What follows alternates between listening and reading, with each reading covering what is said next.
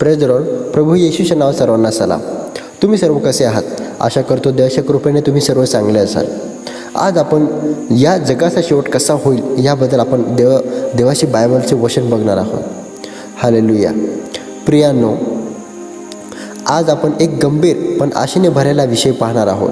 या जगाचा शेवट कसा होईल. अनेक लोक भीतीने हा विषय टाळतात, पण बायबल आपल्याला भीतीसाठी नाही तर तयारीसाठी आणि आशेसाठी शिकवते. देवाचा उद्देश आपल्याला घाबरवणे नसून जागृत करणे आहे. आणि जेव्हा या सर्व गोष्टी आपल्याला माहिती पडतात तेव्हा आपण कसं सावधान राहायचं याची तयारी आपण अगोदर करत असतो. पण पुढे काय होईल ही गोष्टी आपल्याला माहीतच नसेल तर आपण तयारी कशी करावी. मत्ते 24:14 वचन म्हणत आहे, राजाचे हे सुवार्ताचे वचन सर्व जगात सर्व राष्ट्रांना साक्षीसाठी प्रसारले जाईल आणि मग शेवट होईल. देवाचं वचन म्हणत आहे प्रत्येक लोकांपर्यंत देवाचं वचन पोचेल आणि तेव्हा या जगाचा शेवट होईल. येशू ख्रिस्त स्वतः शेवटच्या दिवसाची चिन्हे आपल्याला सांगितले आहे. युद्धे, दुष्काळ आणि साथीचे रोग. मत्ते 24:6-7 वचन. तुम्ही युद्धाच्या बातम्या ऐकाल. राष्ट्रावर राष्ट्र उठेल, दुष्काळ व साथीचे रोग होतील. आज आपण युद्धे, आजार, भूक आणि नैसर्गिक आपत्ती वाढताना पाहतो. ही चिन्हे आपल्याला सांगतात की आपण शेवटच्या काळात आहोत. आणि मत्ते 24:12 म्हणत आहे, अधर्म वाढल्यामुळे पुष्कळ असे प्रेम थंडावेल. ह्या ज्या गोष्टी देवाच्या वचनामध्ये सांगितलेल्या आहेत या जगाच्या शेवटच्या काळात होणाऱ्या गोष्टी आहेत. आणि आपण आज बघत असो या गोष्टी तर याचा अर्थ या जगाचा शेवट जवळ आहे. आणि या गोष्टी संपल्यानंतर या जगाचा शेवट होईल. आणि तो शेवट कसा होईल हे देवाचं वचन आपल्याला स्पष्टपणे सांगत आहे. या जगाचा नाश केला जाईल. बायबलमध्ये सर्व गोष्टी सांगितलेल्या पूर्ण होईल आणि त्याप्रमाणे होईल. आणि त्या सर्व गोष्टी कंप्लीट झाल्यावर या पृथ्वीचा नाश होईल. आणि त्याचे विशेष उद्देश म्हणजे या पृथ्वीवरती अनेक प्रकारचे पाप, मरण हे आलेले आहे. आणि त्यामधून देवाची इच्छा आहे की सर्व पवित्र एका ठिकाणी करून घेणे.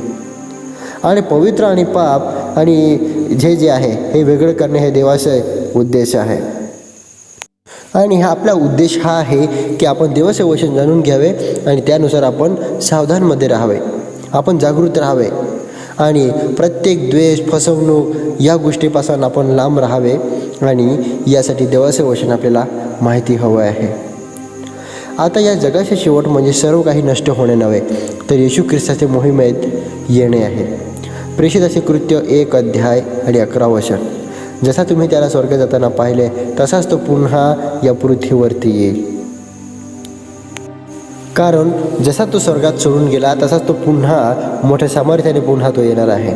मत्ते 44 आणि मत्ते 24:44 वचनमध्ये तो अचानक येईल. तुम्ही तयार राहा कारण मनुष्यपुत्र तुम्ही अपेक्षा न करता येईल. हालेलुया.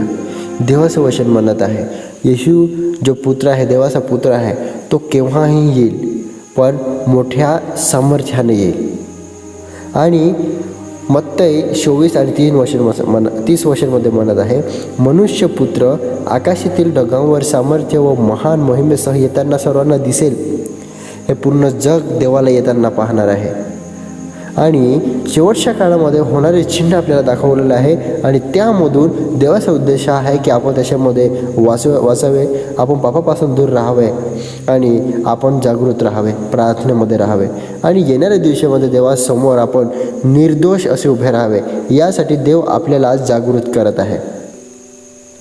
हालेलुया. या देवाला आपण इग्नोर करून चालणार नाही, दुर्लक्ष करून चालणार नाही. हे जगाचे शेवटचे चिन्ह आहे. आणि मला वाटतं की आता जे चिन्ह आहे ते शेवटचे आहेत. आपण शेवटच्या काळात आहोत. हे देवाचं वचन अशा चिन्हाप्रमाणे आपण म्हणत आहोत.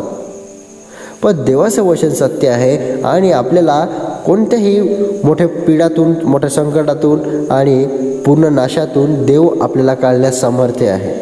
फक्त आपण देवाशी निमित्त राहणे आणि देवाची आराधना करणे याच्यामध्ये निमित्त राहणे हे आपलं काम आहे. आणि देवाची सुवार्ता जगाच्या शेवटपर्यंत पोहोचवणे हे खूप मोठं कार्य आहे. आणि आपण त्यासाठी देवासाठी आपण उभं राहायचं आहे आणि देवाची सेवा आपल्याला करायची आहे. आणि जेव्हा तो येईल तेव्हा प्रत्येकाला जशा तशा कृत्याप्रमाणे तो नक्की त्यांना फळ देईल. ज्याने चांगलं केलं असेल त्याला चांगलं मिळेल, ज्याने वाईट केलं असेल त्याला वाईट मिळेल. इब्री 9:27 मनुष्यासाठी एकदा मरण आणि त्यानंतर न्याय ठरलेला आहे. देव प्रत्येकाच्या जीवनाचा हिशोब घेईल, शब्दाचा, विचारांचा आणि कृतीचा. 2 कोरिंथ 5:10. आपण सर्वांनी न्यायसनापुढे उभे राहिले पाहिजे. हा न्याय अन्यायकारक नाही, देव न्यायी आहे. नवे आकाश आणि नवी पृथ्वी. विश्वासासाठी शेवट म्हणजे नवीन सुरुवात.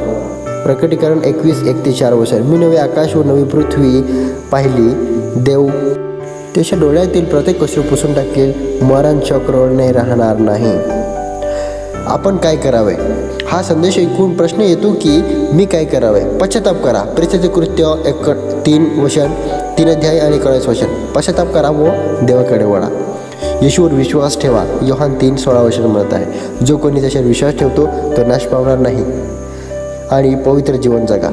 2 पेत्र 3:11. तुम्ही पवित्र व भक्तिमान जीवन जगावे आणि त्यासाठी आपल्या शरीराला पवित्र ठेवणं गरजेचं आहे. या वचनाद्वारे देव तुम्हाला आशीर्वादित करो. आमेन.